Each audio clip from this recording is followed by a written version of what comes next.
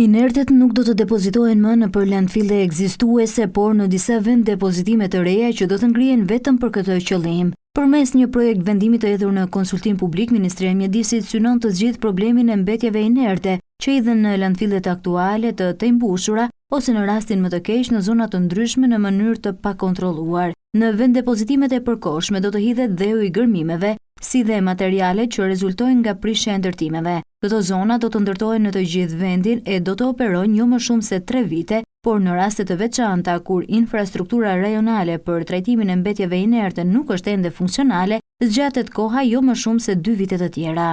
Në kushtet aktuale ku infrastruktura rajonale për menaxhimin e mbetjeve inerte mungon ose nuk është ende plotësisht funksionale, depozitimi pa kontrolluar i këtyre mbetjeve përbën një problem të rëndësishëm mjedisor dhe urban.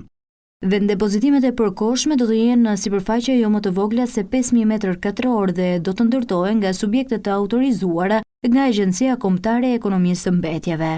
Vend depozitimet e përkohshme të mbetjeve inerte konceptohen si vendodhje të autorizuara, ku depozitimi kryhet në mënyrë të kufizuar në kohë dhe kapacitet dhe vetëm për mbetje inerte. Ato funksionojnë si infrastrukturë kalimtare brenda sistemit të menaxhimit të integruar të mbetjeve, duke siguruar trajtim të kontrolluar deri në vënien në funksion të landfillit përkatës.